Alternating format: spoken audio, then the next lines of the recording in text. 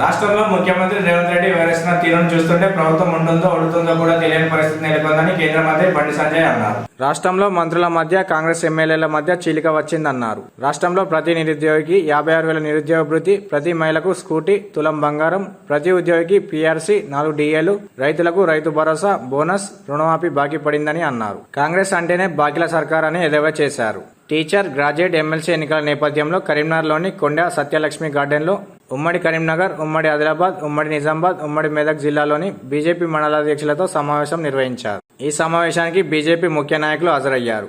ఈసారి 3 ఎమ్మెల్సీ స్థానాల్లో బీజేపీ గెలవడం తథ్యమని హితవు పలికారు. స్టేట్మెంట్ ఇచ్చిపోయింది తప్ప నిరుద్యోగ సమస్య కొట్టాడింది మనం. ఈ నల్గొండ జిల్లాలో నిరుద్యోగ సమస్య మీద కొట్లాడితే ఇలా శ్రీనివాస్ గౌడ్ రాష్ట్ర కార్యదర్శిని తీసుకుపోయి 16 మందిని ఇలా 42 రోజుల పాటు జైల్లో పెట్టి దసరా దీపావళి పండుగ లేకుండా వేసింది బీఆర్ఎస్ పార్టీ ప్రభుత్వం. సిద్దిపేటలో గోడలకి గేట్లకి కలెక్టర్లు ముట్టడిస్తే ఇలా 3 కార్యకర్తల కాళ్ళు విరిగిన ఫ్రాక్చర్ అయింది. మహబూబ్ నగర్లో తలలు వలిగినాయి. ఇలా ఆదిలాబాద్లో లాఠీ చార్జ్ అయితే మొత్తం వారం రోజుల పాటు జైలుకు పంపారు. నిజామాబాద్లో జరిగింది. ఎక్కడ పోయినా నిరుద్యోగ సమస్య చేస్తున్నాం, ఫైట్ చేస్తుంటే ఇలా లాఠీ చార్జ్లో దెబ్బతిన్నారు భారతీయ జనతా పార్టీ కార్యకర్తలు. ఏ రోజు కాంగ్రెస్ పార్టీ కార్యకర్తలు దెబ్బతినలేదు. కాంగ్రెస్ పార్టీ క్యాడర్ లేదా రోజు కొట్టడానికి 10 మంది కార్యకర్తలు లేదు, ఇప్పుడు లేరు, అప్పుడు లేరు కాంగ్రెస్ పార్టీకి. ఇలా ఒక్కొక్క భారతీయ జనతా పార్టీ కార్యకర్త మీద, జిల్లా అధ్యక్షుల మీద కూడా 50 కేసులు ఉన్నాయన్న. ఒక్కొక్క కార్యకర్త 10కి మించి కేసులు ఉన్నాయి తెలంగాణ రాష్ట్రంలో భారతీయ జనతా పార్టీ కార్యకర్తల మీద.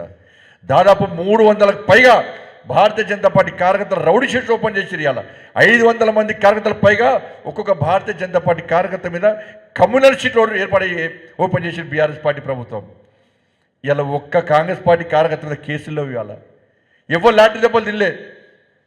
ఇంత సఫర్ అయ్యి ఇంత కొట్లాడితే ఇలా ఓటు అడిగే హక్కు ఎవరికి ఉందన్నా, ఓటు ఎవరికి వేయాలో ఇవాళ ఈ మేధావి వర్గం ఆలోచించాలి.